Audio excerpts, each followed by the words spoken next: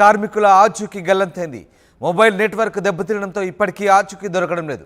మండక్కై ప్రాంతంలో తేయాకు, కాఫీ, యాలకుల తోటల్లో పనిచేసేందుకు బెంగాల్, అసోం నుంచి వచ్చిన వందలాది కార్మికులు వరదల్లో చిక్కుకున్నారు. మలయాళీ ప్లాంటేషన్లో పనిచేస్తున్నారు 600 మంది కార్మికులు. అయితే మండక్కైలో ఈ 600 మంది కార్మికులు నివాసం ఉంటున్నట్టుగా తెలుస్తోంది. కార్మికులు రెస్పాన్స్ కాకపోవడంతో వారి కుటుంబ సభ్యులు ఆందోళన వ్యక్తం చేస్తున్నారు. వరదలో 5 కార్మికుల మృతదేహాలు కొట్టుకు వచ్చాయి. వాతావరణం అనుకూలంగా లేకపోవడంతో అటు వయనాడ్ ఎంపీ రాహుల్ గాంధీ పర్యటన కూడా రద్దయింది. ఇటు వందలాది మంది ఇప్పటికే బురదలో కూరుకుపోయారు. భారీ వర్షాలకు వయనాడ్ జిల్లా అతలాకుతలమైంది. అటు మట్టి చర్యలు విరిగిపడి ఇప్పటి వరకు దాదాపు 133 మంది మృత్యువాత పడ్డట్టుగా సమాచారం అందుతోంది. మెప్పడి, మండక్కై, చురల్మల, అత్తమల, నోల్పూజ గ్రామాల్లో దాదాపు 600 మంది వలస కూలీల జాడ తెలియడం లేదు. ఈ గ్రామాలన్నీ కూడా పూర్తిగా తుడిచిపెట్టుకుపోయాయి.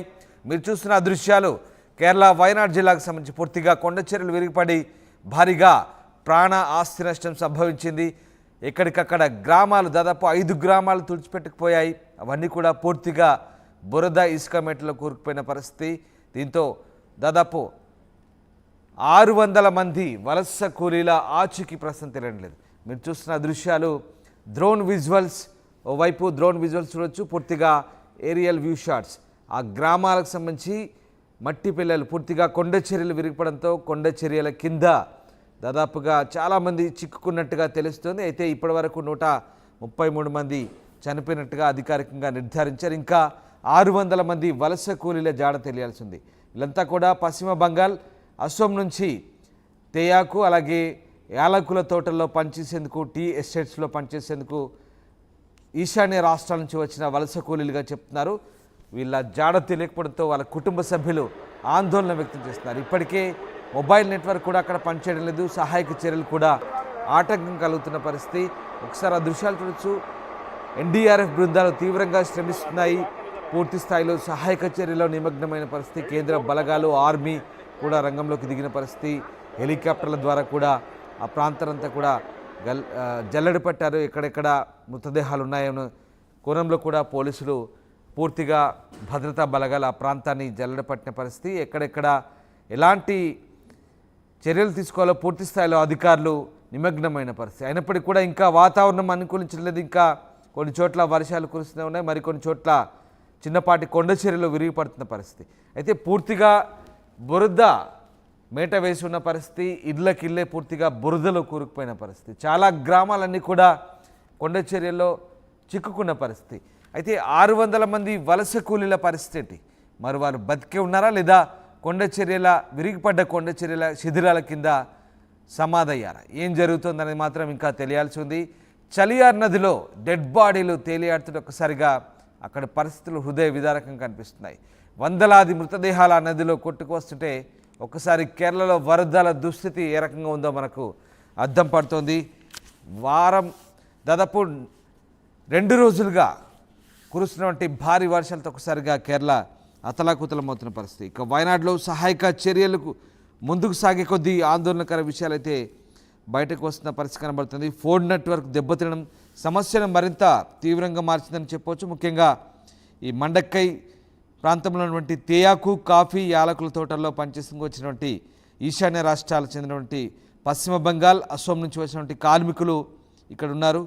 చాలామంది ఇక్కడి మలయాళీ ప్లాంటేషన్లో పనిచేస్తున్నటువంటి సమాచారం అందుతుంది. అయితే 600 మందికి సంబంధించినటువంటి నెట్వర్క్ ప్రస్తుతానికి ఆ మొబైల్ నెట్వర్క్ పనిచేయడం లేదు. పూర్తిగా అక్కడ వాతావరణ పరిస్థితులు కూడా అనుకూలంగా లేని సిచ్యువేషన్. దీంతో అసలు ఏం జరుగుతుంది, ఆ కార్మికుల జాడ ఏంటి, వాళ్ళంతా క్షేమంగా ఉన్నారా లేదంటూ వాళ్ళ కుటుంబ సభ్యులంతా ఆందోళన వ్యక్తం చేస్తున్న పరిస్థితి. ఇప్పటికే వయనాడ్ జిల్లా కేంద్రంలోని ఆసుపత్రిలో విషాద ఛాయలనుకుంటున్నాయి. మృతదేహాలను వారి బంధువులకు అప్పగించే పనులు చేస్తున్నారు అధికారులు.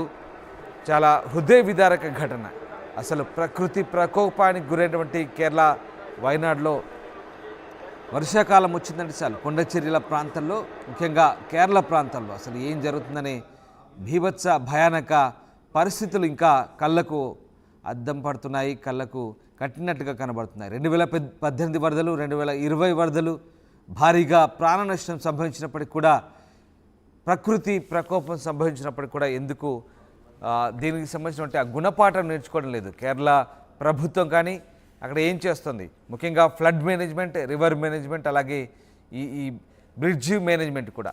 ఎందుకు ప్రకృతి విలయం సంభవించినప్పుడు ప్రాణ నష్టం జరగకుండా చర్యలు తీసుకునే ముందస్తు ప్రణాళికలు రచించడం లేదన్నది ఇక్కడ $1 మిలియన్ ప్రశ్న. మీరు చూడొచ్చు ఆ దృశ్యాలు. కాఫీ టీ ఎస్టేట్స్ ప్రాంతంలో హెలికాప్టర్లు, ప్రైవేట్ చాపర్లు అక్కడ ఆ హెలికాప్టర్లు మృతదేహాల జాడ కోసం గాలిస్తున్న దృశ్యాలు మనకు కనబడుతున్నాయి. పూర్తిగా బురద కూరుకుపోయింది. బహుశా ఆ బురద కింద ఎంతమంది ఉండుంటారని మాత్రం తెలియలేదు. అవి వెలికి తీసేందుకు చాలా టైం పడుతోంది.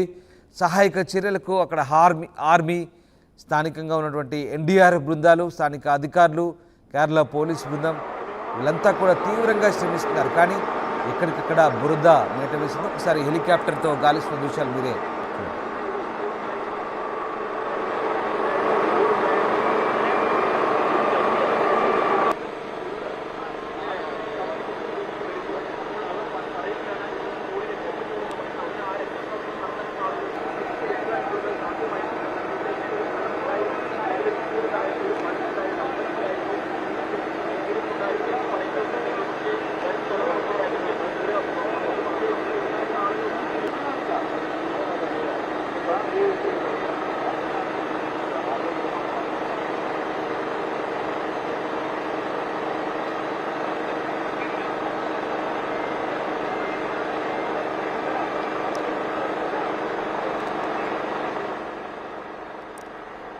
మీరు చూసిన దృశ్యాలు డ్రోన్ విజువల్స్.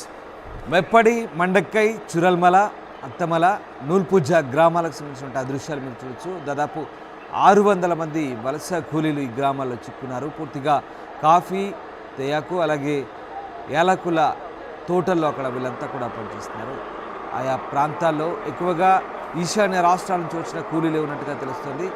ఇప్పటివరకే దాదాపు 133 మంది ఈ మట్టి చర్యల కింద మృతి చెందినట్టుగా అధికారికంగా ప్రకటించారు. ఇంకా ఎంతమంది వాటి కింద చిక్కుకున్నారని మాత్రం ఇంకా తెలియని పరిస్థితి. ఓవైపు ఇంకా వరద కొనసాగుతోంది. ప్రస్తుతానికి కొంత వర్షం తగ్గుముఖం పట్టినప్పటికీ ఇంకా వరద కొనసాగుతోంది. అయితే ఆ బురద కింద, ఆ కొండ చర్యల శిథిలాల కింద ఎంతమంది ఉన్నారనేది మాత్రం ఇంకా పూర్తి స్థాయి సమాచారం లేదు. దాదాపుగా 600 మంది వలస కార్మికుల గల్లంతుకు అయితే సంబంధించి ప్రస్తుతం ఆందోళన వ్యక్తమవుతుంది. అక్కడ వాతావరణం కూడా ఇంకా పూర్తి స్థాయిలో అనుకూలించలేదు. మరోవైపు పూర్తిగా మొబైల్ నెట్వర్క్ దెబ్బతిన్న పరిస్థితి. ఈ నేపథ్యంలో ఏం జరుగుతుంది, అక్కడ తమ వాళ్ళు ఎట్లా ఉన్నారనే ఆందోళన ఆ కూలీల కుటుంబ సభ్యులు వ్యక్తం చేస్తున్నారు. ఇప్పటికే బంగాల్, అస్సాం నుంచి వాళ్ళంతా కూడా కేరళ వచ్చేందుకు ప్రయత్నిస్తున్నారు. మరోవైపు వైనాడ్ జిల్లా ఆసుపత్రిలో ఆ డెడ్ బాడీలను గుర్తించి వారి బంధువులకు అప్పగించే క్రమంలో అక్కడ అర్థనాదాలు మిన్నడుతున్నాయి. పెద్ద ఎత్తున మార్చురీలో డెడ్ బాడీలు పోగై ఉన్న పరిస్థితి. అసలు ఇంతటి ప్రకృతి ప్రకోపానికి ఒక్కసారిగా అర్ధరాత్రి ఊహించని కాలరాత్రిగా మారింది. సరిగ్గా రాత్రి 1 గంట ప్రాంతంలో మొదలైన భారీ వర్షం, కుంభవృష్టి, కొండ చర్యలు విరిగిపడడంతో ఒక్కసారిగా ప్రమాద ఘంటికలు మోగినాయి. కొండ చర్యల కింద ఉన్నటువంటి గ్రామాలే తుడిచిపెట్టుకుపోయిన పరిస్థితి. NDRF సిబ్బంది చేస్తున్నటువంటి సాహసం మనం చూడొచ్చు. అత్యంత రిస్కీ ప్రాసెస్ అది, చాలా రిస్క్తో కూడుకున్న ప్రక్రియ అయినప్పటికీ కూడా ప్రాణాలకు తెగించి వాళ్ళంతా కూడా అక్కడ సహాయక చర్యలు కొనసాగిస్తారు. నిజంగా చాలా హృదయ విదారకమైన, అత్యంత సుందరమైన, మనోహరమైన కేరళ. అసలు ఏం జరుగుతుంది, కేరళ దుస్థితికి కారణం ఏంటి?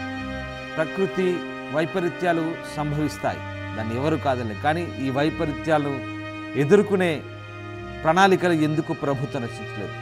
గత దశాబ్దాల కాలంగా కేరళలో ఇదే పరిస్థితి. ప్రకృతి వైపరీత్యాలు సంభవించినప్పుడు, సాధారణ న్యాచురల్ కలామిటీస్ జరిగినప్పుడు వీటిని ఎదుర్కొనే, వీటి బారి నుంచి రక్షించే ప్రణాళికలు కేరళ ప్రభుత్వం చేయడం లేదు. సాధారణంగా కేరళ అంతా కూడా కొండ చర్యలతో కూడినటువంటి ప్రాంతం, అత్యంత సుందర రమణీయమైనటువంటి ప్రాంతం. పర్యాటకులను విశేషంగా ఆకట్టుకుంటుంది. భారీ సంఖ్యలో దేశవ్యాప్తంగా ఉన్నటువంటి పర్యాటకులంతా కూడా కేరళ వెళ్తుంటారు. చాలా అందంగా ఉంటుంది. కానీ ఇప్పుడు అందమైన ప్రదేశాలు మృత్యుకుహరాలుగా మారాయి. పూర్తిగా శవాలతో అక్కడ పూర్తిగా ఒక హృదయ విదారక ఘటనలు చోటు చేసుకునే పరిస్థితి. సో ఏం జరుగుతుంది, ఎందుకు దీనికి సంబంధించిన ప్రణాళికలు ప్రభుత్వం రచించలేదంటే ఇంకా కేరళ ఇంకా పాఠాలు నేర్వాల్సింది. వందల సంఖ్యలో మృతులు పెరుగుతున్నారు. 2018 వరదల్లో దాదాపు 450 మందికి పైగా మృతి చెందారు. 2020లో 104 మందికి పైగా మృతి చెందారు. ఇప్పుడు తాజాగా 133